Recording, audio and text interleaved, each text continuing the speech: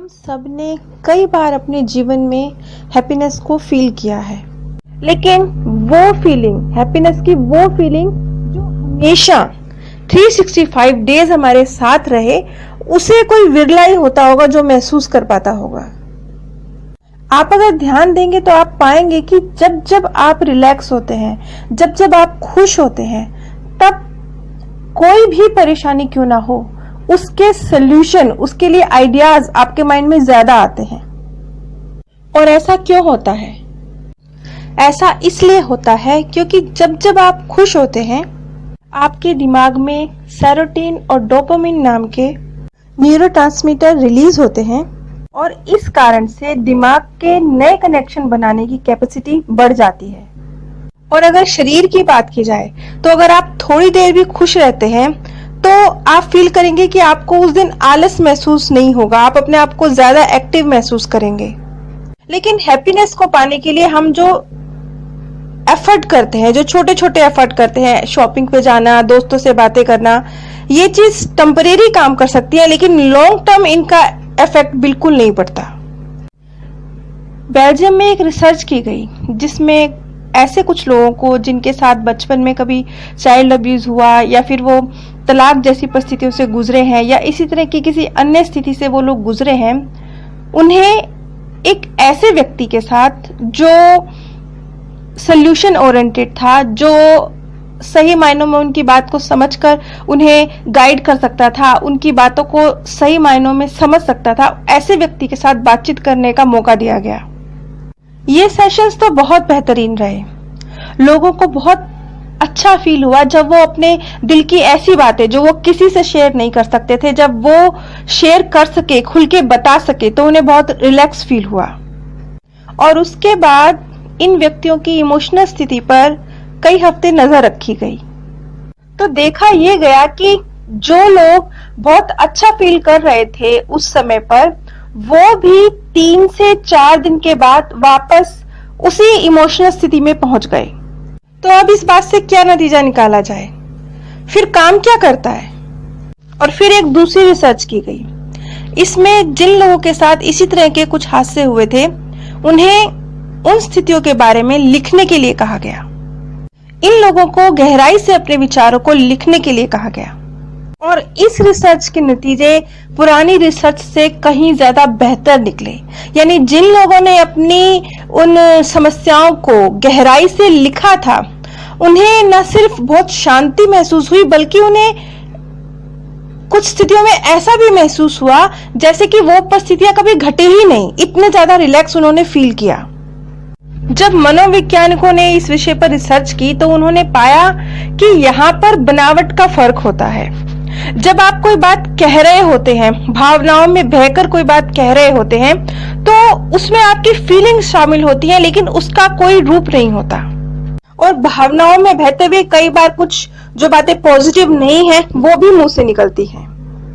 और इसके उलट जब लिखा जाता है, तब लिखते वक्त राइटिंग का एक स्ट्रक्चर होता है, उसमें एक क्लैरिटी होती है। आप एक कहानी की तरह बात को शुरू से अंत तक लिखते हैं।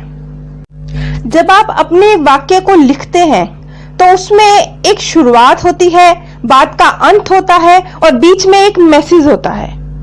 यानी एक कहानी की तरह जब आप लिखते हैं तो आप अंत में सॉल्यूशन की ओर बढ़ते हैं। रॉबर्ट एमंड्स ने एक और रिसर्च करी जिसमें उन्होंने पता किया, उन्होंने लोगों को सिर्फ 200 सेकंड के अंदर, इतने कम समय के अंदर वो लिखने के लिए कहा जिसके लिए वो अपनी लाइफ में थैंकफुल थे कि ये बेहतरीन चीजें उनके जीवन में है, और इसके लिए उन्हें सिर्फ 200 सेकंड का समय दिया गया।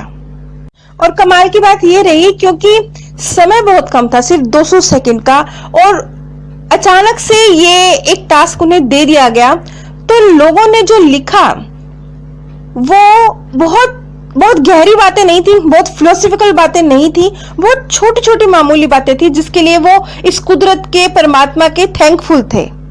अच्छे दोस्तों का होना, परिवार के साथ बिताने के लिए समय का मिलना, अच्छी पत्नी का होना, घर में शांति का होना, स्वस्थ शरीर का होना, बहुत छोटी छोटी बातें थी जो वैसे वो नॉर्मली इन पे कभी ध्यान भी नहीं देते थे। और इस एक्सपेरिमेंट के बाद ये देखा गया कि ये लोग ज्यादा लंबे समय तक आशावादी थे, अपने आप को रिलैक्स महसूस कर रहे थे, अपने आप को शांत महसूस कर रहे थे। और एक दूसरी रिसर्च जो कुछ स्टूडेंट्स पे की गई, उन्हें 4 दिन तक लगातार अगर सब कुछ ठीक चलता रहा तो उनका एक रियलिस्टिक फ्यूचर, वो क्या चाहते हैं, इस तरह से लिखने के लिए कहा गया। और ये चीज नोटिस की गई कि जिन बच्चों ने अपने फ्यूचर को आशावादी तरीके से लिखा था, लगातार 4 दिन तक वो इस रिसर्च का हिस्सा रहे थे, वो आगे आने वाले कई हफ्तों तक इस प्रकार से खुशी को फील कर रहे थे कि जैसे उन्हें जो वो जिस प्रकार से जो हासिल करना चाहते हैं वो हासिल कर लिया है, इस प्रकार की एक खुशी और शांति महसूस कर रहे थे। और जब आपके अंदर एक जीत की भावना, एक पॉजिटिव फीलिंग होती है, तब आपका कॉन्फिडेंस अपने आप ऊंचा होता जाता है।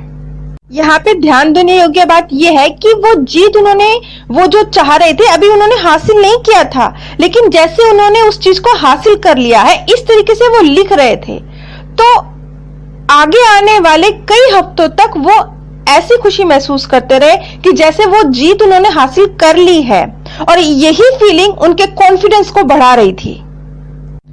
एक अलग तरह की राइटिंग है जिसमें इमेजिनेशन कम होती है और ऑब्जर्वेशन ज्यादा होता है, और इसे कहते हैं अफेक्शनेट राइटिंग। इस रिसर्च में व्यक्ति से कहा गया कि वो अपने जीवन साथी को प्यार भरे लेटर लिखकर दें, और वो ये जानना चाहते हैं कि इसका क्या असर उनके जीवन साथी पर पड़ेगा। 1.5 महीने के अंदर उनसे 3 बार लेटर लिखवाए गए, लेकिन रिसर्चर्स को उनके जीवन साथी से कोई लेना देना था ही नहीं। वो उन लिखने वालों के ऊपर रिसर्च कर रहे थे, और इस रिसर्च के अंत में पाया गया कि जिन लोगों ने प्रेम की भावनाएं ज्यादा व्यक्त करी, उन लोगों ने टेंशन कम लिया, वो लोग ज्यादा खुश रहे। इन सभी रिसर्च से ये बात साबित होती है कि रोज थोड़ा थोड़ा लिखना, चाहे वो कुछ सेकंड्स के लिए ही क्यों ना हो, पॉजिटिव राइटिंग हम पर ऐसा असर डालती है जैसा कॉफी नींद से जगाने का काम करती है, वैसे ही ये राइटिंग खुशी जगाने का काम करती है। पुस्तक 59 सेकंड्स में उसके लेखक रिचर्ड वाइजमैन इसका एक बहुत प्रैक्टिकल तरीका बताते हैं। हफ्ते में 5 दिन सिंपल अपनी डायरी लिखें, और एक ही हफ्ते में आप अपनी खुशी, अपनी पॉजिटिव ऊर्जा, अपनी मोटिवेशन में फर्क महसूस करेंगे। सिर्फ 1 हफ्ता ये एक्सरसाइज करने से इसका रिजल्ट आप कई महीनों तक अपने ऊपर महसूस कर सकते हैं। और लिखते वक्त इस तरह से लिखिए कि जो आप लिख रहे हैं उसे कभी कोई दूसरा नहीं पढ़ेगा, वो आप कभी किसी दूसरे को नहीं दिखाने वाले, ताकि आप खुल के लिख सकें। अगर समझ नहीं भी आ रहा क्या लिखना है, तो आप अगर एक सामान्य बातचीत से, आज का मौसम कैसा है, आज आप किससे मिले, छोटी साधारण बातों से भी शुरू करेंगे तो धीरे धीरे आप फ्लो में आ जाएंगे। आपको समझ आ जाएगा कि आपने क्या लिखना है।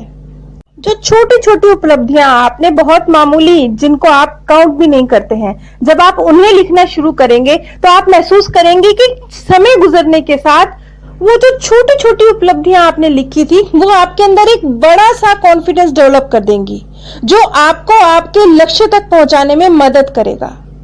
और इसी तरह से जब आप बहुत छोटी छोटी बातें, आज आपके बच्चे ने आपसे क्या कहा, आज अपनी पत्नी के साथ क्या बातें करी, आज आपने मिलके बैठ के कैसे लंच का एंजॉय लिया, बहुत छोटी छोटी सी बातें अगर आप उसमें लिख रहे हैं तो आपको पता नहीं चलेगा धीरे धीरे किस तरीके से आपके परिवार के बीच आपका प्यार, आपका अपने परिवार से रिश्ता बढ़ने लगेगा। ये बातें जो कुछ भी महसूस नहीं होती, लेकिन जब आंखें खोजनी शुरू करेंगी, हमारी आंखें, हमारा दिमाग उन छोटी छोटी खुशियों पर फोकस करना शुरू करेगा, और वो सिर्फ फोकस नहीं करेगा बल्कि एक प्रेशर के साथ फोकस करेगा, क्योंकि फिर आप उसे लिख भी रहे हैं। इस तरह से आपका मन न सिर्फ खुशियों के लिए थैंकफुल होना सीखेगा, खुशियों को अपने जीवन में ढूंढना सीखेगा, बल्कि जैसे जैसे वो उन्हें महसूस करना शुरू करेगा वैसे वैसे न सिर्फ कॉन्फिडेंस बढ़ेगा बल्कि ये यकीन कि मेरी जिंदगी खूबसूरत है और आगे और खूबसूरत बनेगी, ये भी बढ़ता जाएगा। आप सभी पे परमात्म सौंदर्य, प्रेम और आनंद सदैव बरसता रहे। आप सभी दिव्य परम धाम में स्थान प्राप्त करें। हम सब